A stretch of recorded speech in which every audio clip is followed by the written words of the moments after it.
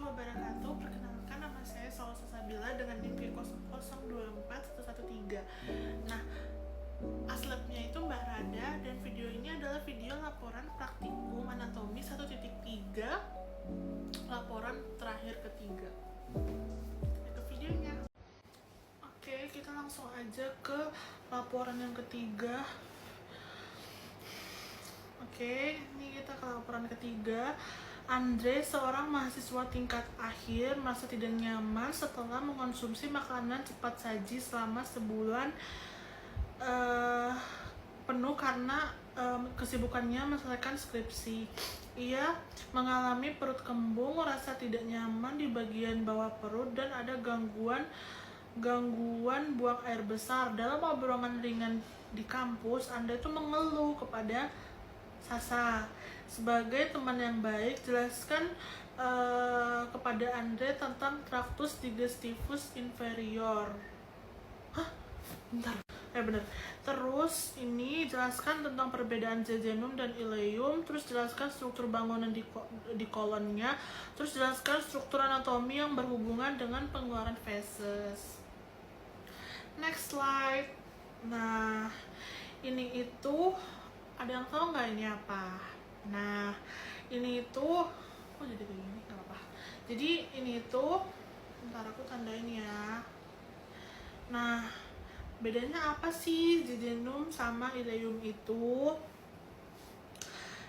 nggak kelihatan ya bawahnya. Oke, ini aku bakal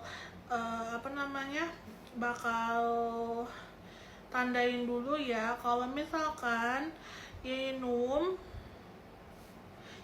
ini, yang ini nih ileum. Nah, ileum itu dia itu fasetnya itu lebih panjang. Kalau dari ileum itu dia tuh lebih pendek. Terus untuk perifernya itu di ileum itu dia lebih sedikit. Kalau misalkan di ileum itu dia lebih banyak. Terus apa lagi ya? Nah, untuk warnanya di ileum itu dia itu lebih merah gelap, tapi kalau di ileum itu dia itu lebih terang. Nah, ini juga bisa dilihat di diameternya. Kalau misalkan yang ileum itu diameternya itu 2 sampai 4 cm. 2 sampai 4 cm, sorry. Centimeter, gitu banget ya. Terus kalau yang ileum itu 2 sampai 3 cm gitu. Lah, kayak gini. Nah, ini itu maaf udah nggak jelas. Terus ini kalau untuk ototnya itu, otot polos di ileum itu dia lebih tebal, sedangkan kalau yang di ileum itu dia itu lebih tipis. Oke, kita ke slide table. Nah, ini adalah table perbedaan dari karakteristik dari ileum dan si jejunumnya itu. Nah, kalau si jejunum itu dia itu letaknya di regio umbilicalis, ya kan, udah aku tandain tuh. Kalau misalkan yang ileum dia ada di kanan bawah cavum abdomen. Terus juga ada vaskularisasinya nih. Vaskularisasinya kalau yang jejunum itu dia tuh banyak, sedangkan yang ileum itu dia sedikit. Terus juga ada arsadisnya ini. Arsadisnya itu nih, kalian bisa lihat ini ada, kalau di ileum itu hanya 1 sampai 2 tingkat, sedangkan kalau di ileum ini dia itu bersusun dan dia tuh lebih kompleks gitu.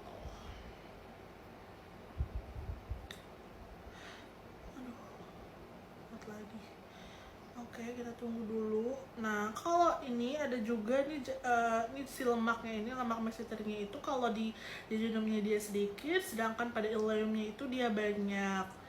Terus, nah ini si pikanya ini, pika circularis ini, kalau jejunum itu besar, tinggi, rapat, sedangkan pada ileum itu sedikit dan jarang, tidak ada di bagian distal, dan dia tuh itu tidak ada di bagian distal, nggak ada dia. Oke, kita ke next selanjutnya. Nah, ini si kolon, kita baca dulu soalnya. Tadi kan diminta di soalnya ini jelaskan struktur bangunan di kolon. Oke, mari kita jelaskan. Jadi kita masuk di bagian kolonnya ya. Jadi di kolon itu ada ada bagian penting-pentingnya. Jadi bagian pentingnya itu ada Tania coli, ada incisura, sama Heptaficus semuli aku lupa, pokoknya itu, sama Dextra S sinistra Tanta coli dibagi menjadi 3. Nah, dibagi menjadi 3 ya. Set, ini testicular muscle, terus ini testicular laminalis, sama itu kecoret lagi, mampus. Bentar ya mbak, kecoret lagi. Nah, ini ada tensiria hiberanya itu ya, jadi itulah. Nah, kalau muskul ini tempatnya kan dia tuh bentar, aku bingung deh.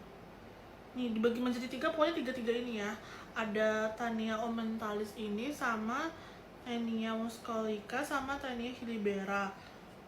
Kalau muscolica ini tempatnya tuh melekat dari mosokron. Kalau misalkan omenthalis ini Omentomleus.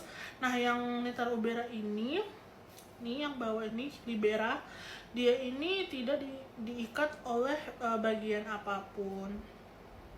Nah, ini kalau dilihat secara terdekat ya dari si kolonnya itu, jadi pokoknya di kolon itu ada yang namanya hausa sama tandium nimtar.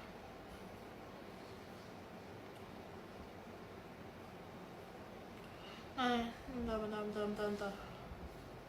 Nah, ini bisa kelihatan juga kalau misalkan dia tuh ada lemak-lemaknya. Nah, yang biasanya disebut appendicitis Brocaena ini. Sebentar. Nah, ini lemak-lemaknya nih yang warna orange ini, kalian bisa lihatlah sendiri lemak-lemaknya appendicitis ini.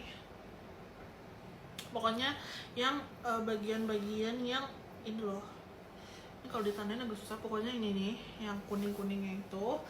Terus juga ada Tania mescolianya itu, terus juga ada Haustra coli, terus juga ini ada insisuranya. Kalau kalian lihat ini insisuranya kayak gini, di sela-selanya itu ya, insisuranya itu sela-selanya. Terus ini kita masuk ini udah belum sih? Ini kita masuk ke slide selanjutnya. Nah, slide selanjutnya ini mana sih? Nah, slide selanjutnya ini ada yang namanya sekum.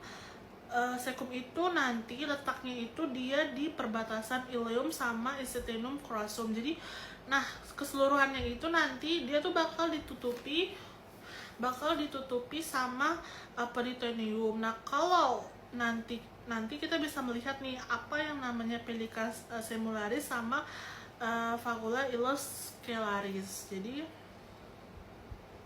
itu. Nah, ini aku udah bagi-bagi si kolon-kolonnya itu biar lebih gampang ya. Nah, kalau ini ada kolonnya ada 4. Dan di sini ada yang kolon yang namanya kolon ascendens. Sebentar, ini kolon pokoknya gitulah tulisannya, kolon ascendens gitu. Terus dia tuh dari serkum, dia kan sampai ke permukaan inferior kan. Nah, nanti dia di permukaan inferior lobus hipalis dextra, terus dia nanti tuh membelok ke kiri, dia bakal membentuk flexura. Nah, flexuranya ini flexura Kijkstra, lalu dia bakal melanjutkan diri sebagai calon dari transversumnya itu. Nah, kalau yang ini, yang di sebelahnya ini nih, yang aku tandain ini, aduh malah hilang semua. Nah, yang aku tandain itu dia ini bentar, aduh malah keluar lagi. Nah, dia ini itu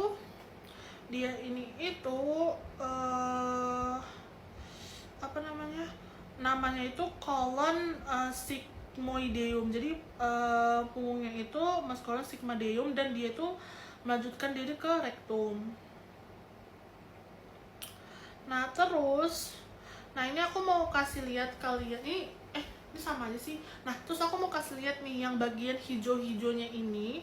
Nih, hijau-hijaunya ini dia itu namanya kolon descendant. Jadi terletak pada bagian kuadran atas di bawah, berjalan dari flexure coli sinistra sampai ke pinggir pelvis.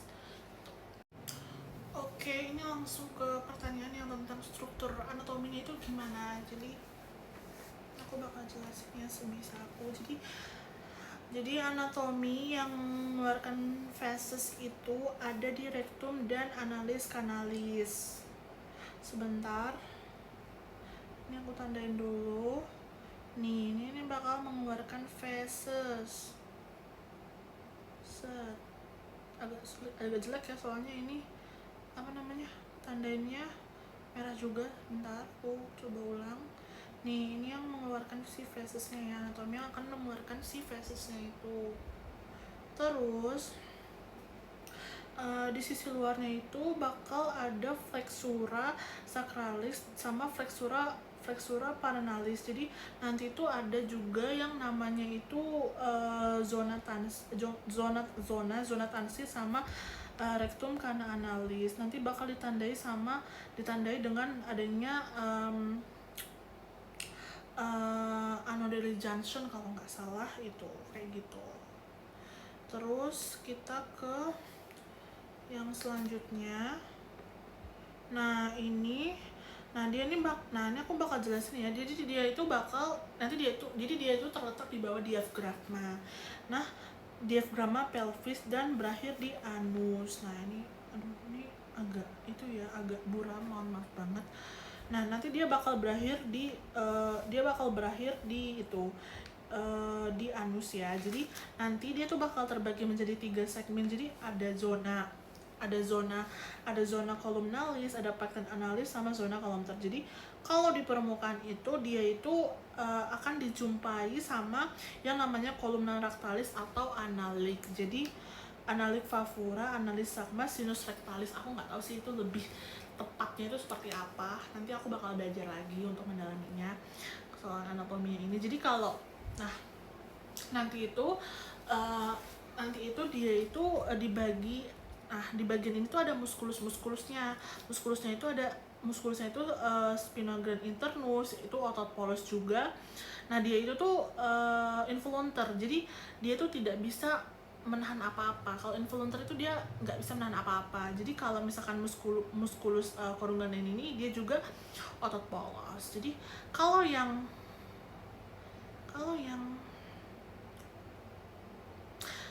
ekstensi ini kerjanya tuh dia bisa menahan jika ingin BAB. Jadi inilah yang menahan, maksudnya yang bakal menahan kalau bisa kita menahan BAB gitu kan.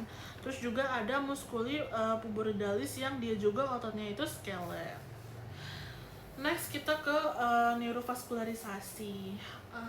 Di neurovaskularisasi ini tuh ada arteri superior cabang dan inferiornya. Jadi inferior rectalis media cabang dari iliaca interna, rectalis inferior cabang dari iliaca interna, sama ada venanya juga. Kurang lebih dia tuh sama vena rectalis superior, vena rectalis media, sama rectalis inferior. Dan pada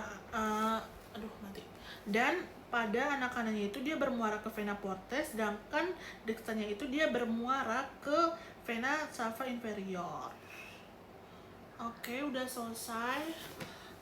Mungkin itu saja, sekian dari saya untuk laporan ketiga. Mohon maaf kalau misalkan belibet, mohon maaf kalau kurang sempurna.